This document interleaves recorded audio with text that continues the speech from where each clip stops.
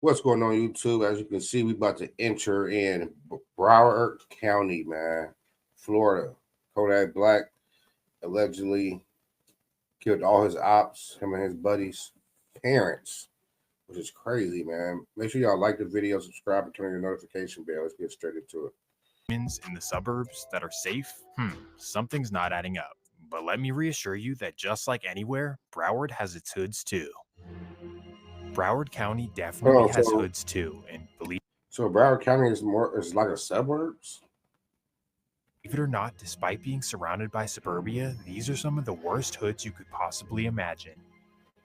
Demonic spirits, evil practices, lighting your ops on fire, and things you've never seen before. In this video, you'll see the extremely dark side of Broward where nothing is off limits and gang members will do anything to take down their rivals. Trust me, this video will absolutely blow your mind. But before we get into it, let me run the intro.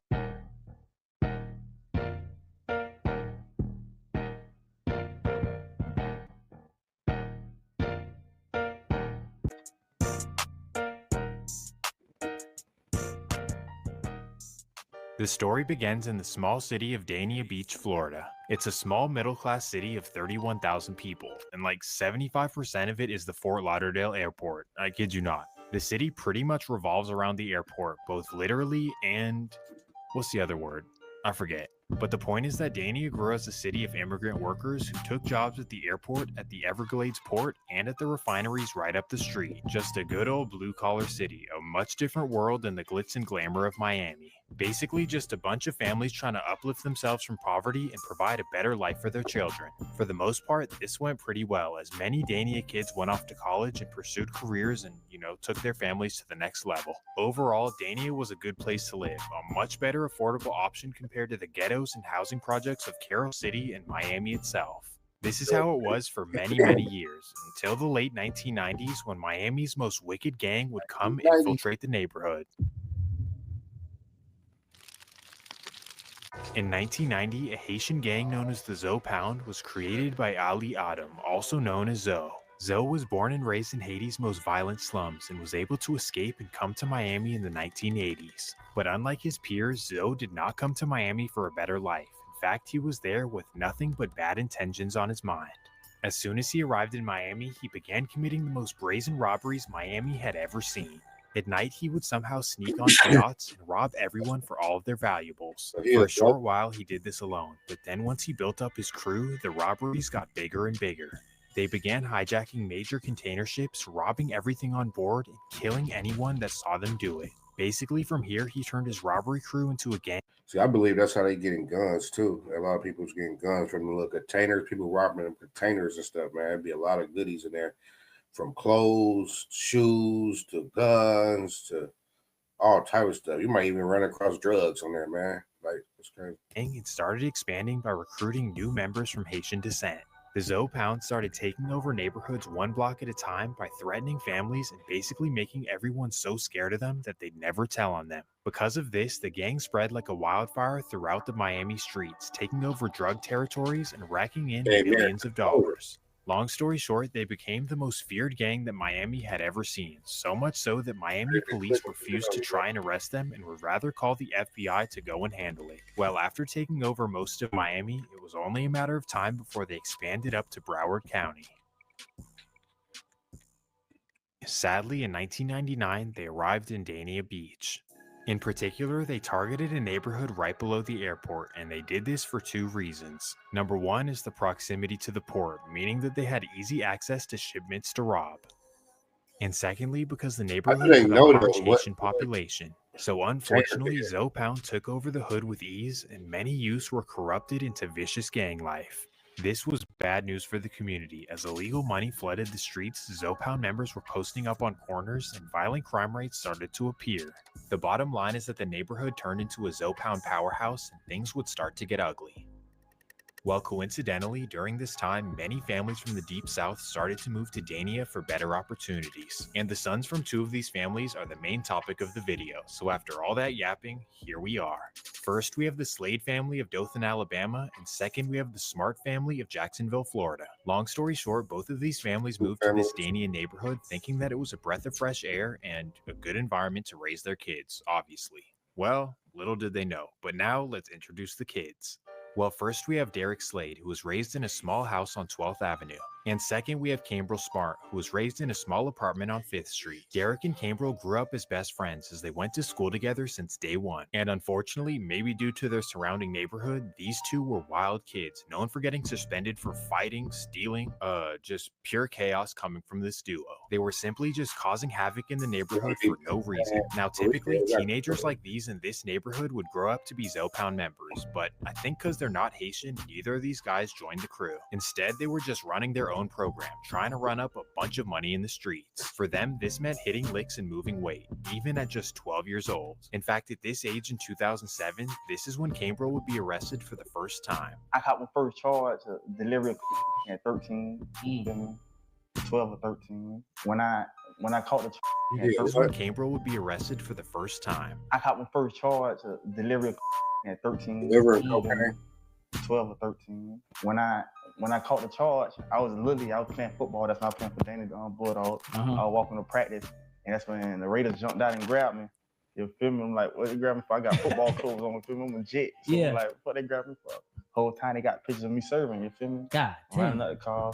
It may sound crazy, Why? but Cambrel Why was are losing you some doing serious it? Why weight are at you such a doing young age, and because of this, he would get some real time in juvenile hall. Now, as we know, juvenile Like you literally is in football, bro. Why are you? I don't get it. Why are you dealing? Like, bro, stick to football. Oh, shit, bro. hall is meant for rehabilitation, but in reality, it's the exact opposite. Because as soon as Cambrel went to juvenile, he was instantly known for causing havoc again and starting all kinds of shit. And this is how he earned the nickname of Psycho Bob, because, you know, everyone thought that he was psycho. But even though he was in there doing all kinds of fighting, being in juvenile hall may have actually saved his life. And even if it didn't save his life, it definitely saved him from doing the unthinkable. The new Auto-Tune 2026 has been in the gym, and it's on sale right now for the Black Friday special. Why I say this? Well, because while he was locked away, his best friend Derek was out in the streets doing the wildest things possible. Jumping off that porch for real. It's now the year 2008, and after Psycho Bob's arrest, Derek Slade was left in the streets without his bestie. But just because he no longer had his partner in crime does not mean that his life of crime stopped at all. In fact, it only got worse, and that's because he started hanging with an older homie in the hood. This would be a 17-year-old named Terry Moore, and despite being just 17 years old, he was already known for So unfortunately, an already wild and impressionable Derek now had a horrible influence. Sadly, he began toting and thinking that it's okay to bust on somebody just... Cool. Whoa, pause. But you get the point. So while just a freshman at South Broward High School, Derek was walking around like the big man on campus. I'm really like that. Nobody can tell me nothing, and if you step to me, I will do something vicious to you. And the case is sealed, so I can't really get into details, but Derek does something crazy. Allegedly, an older classmate doesn't like the way that Derek is walking around acting tough, so he tries him, and then after school, you know, Derek does what he does. Thankfully, though, Derek pulled a Ben Simmons and everyone was okay. But either way, instantly he would be caught and word would start spreading around town. Derek Slade was becoming known as a crash out, and because of this, he started being known as Soulja. I guess Soulja was let off easy, because just a year later, he was back roaming the streets. Soulja and Terry running around Broward doing whatever they want. This was bad news, and even though they weren't gang affiliated and didn't have ops, them being out and about was a danger to every community. And that takes us to November 5th, 2009. It's a regular Thursday night in Dania Beach, and a man named Antonio Brown is at his grandma's house on 7th Street. Well, from what the rumors say, Antonio may have done a little business with Soulja and Terry in the past and may have owed them a couple of dollars. But to this point, Antonio thought that they were all cool, like we're all from the same hood just blocks away from each other. But little does he know, Terry and Soulja think they're the mafia and they want to prove a point. So at 8:30 p.m., the dangerous duo meet up and they walk down to Antonio's house. They knock on the door like any other day, and a family member of Antonio opens up and lets them in. They then walk through the house looking for Antonio, and that's when they spot him sitting in the backyard. Tragically, this is when they make a horrible decision.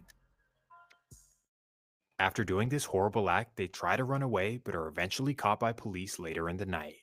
From what people in Dania say, Antonio was known as a really solid dude. Like, he may not have been perfect like no one is, but he definitely did not deserve what happened to him. Either way, what they did was an evil decision, a decision they have to live with for the rest of their lives. The courts would prosecute them, but in my opinion, just simply not enough.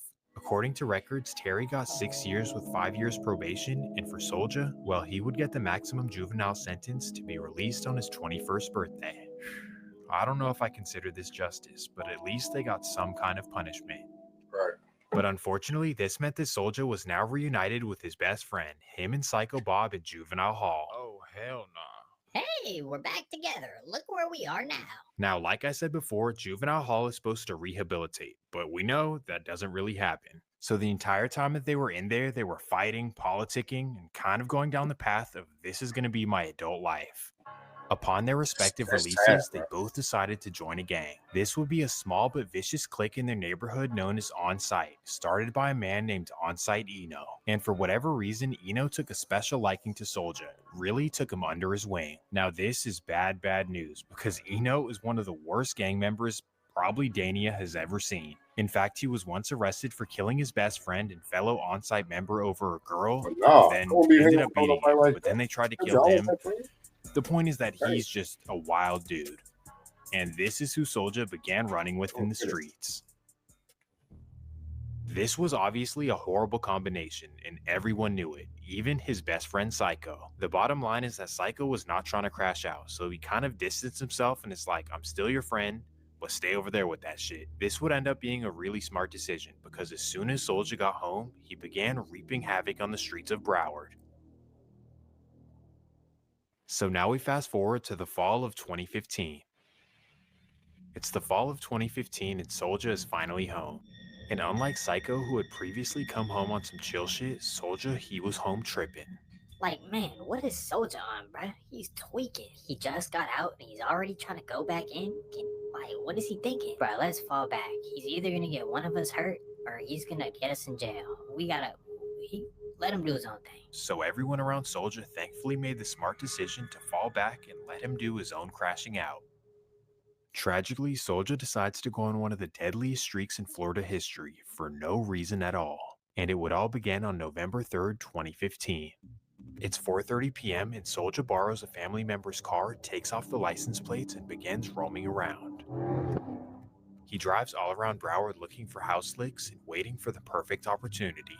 Then as he's making his way through Dania, something catches his eye. You may be thinking that he sees a big mansion with the front door open, but that's not the case at all. Instead, he's deep in the trenches and has his eyes set on a project building on the corner of 51st Street. So at 5 p.m., he double parks his car across the street, hops out, and begins walking up to the project. He approaches the door, tries to unlock it, and oh my goodness, it's already unlocked. So he walks in looking for items, and boom, right there's a man sitting on the couch. The man who's spooked jumps up instantly, and sadly, this is when Soldier makes a tragic decision. Yeah.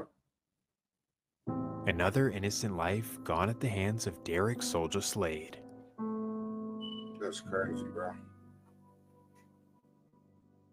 Well, somehow Slade was able to run back to his car and get away from police without being noticed. Now, you'd think that after committing such a heinous act, you'd want to lay low and duck police, right? And forget any moral reasons, because he obviously didn't learn his lesson straight the to first action. time. But how about Get more ducking money. low from police? You just got out of juvenile hall and you're now an adult. So if they catch you for this, you're done. But no. Soldier didn't see it this way. In fact, in a twisted way, he saw it as an opportunity. Like, I failed the first lick, now I gotta go try again and succeed. So just the next day, in the same exact car, Soldier gets right back in the car? field. These motherfuckers are stupid. November 4th, 2015. It's a typical Friday night in Broward, and a man named Donald Johnston is at home with his friends and family. Boom!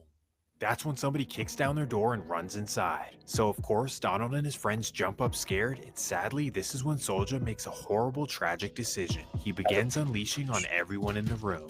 Dang. After doing this, he quickly runs back to his car and drives away. Thankfully, 4 people would survive after being rushed to the hospital. However, Donald Johnston would lose his life. Damn. This was a major loss in Broward, as Donald's father was a Fort Lauderdale police officer and his mom was a Broward County sheriff. This was unbelievably tragic, and police were determined to get justice for the family. However, for the meantime, Soulja actually covered his tracks pretty well, at least well enough to continue being out and committing horrible crimes. Yes, even after this, Soulja would still not change his lifestyle. That fast forwards us exactly 3 weeks, November 25th, 2015. It's the Wednesday night before Thanksgiving, and Derek Slade is not in a thankful mood. Instead, he has plans to do the opposite and to go take something, which actually personifies Thanksgiving more accurately. I shouldn't say that though. While this time, he stays away from his previous targeted areas and heads up to Hollywood, Florida. So he finna go ahead and go to another state, another town, another county, and do the same thing and keep repeating until he pretty much get caught, go to jail, or better yet, get killed himself. You know what I'm saying? Because your time got to come. There's no way around it. But yeah, man, hope y'all like this video. Subscribe, turn on your notification bell, and so you would know when I'm on your screen, man, when I pop up. But yeah, this has been crazy. This is just part 1, y'all. So I'll see y'all back here. Make sure y'all tune in for part 2.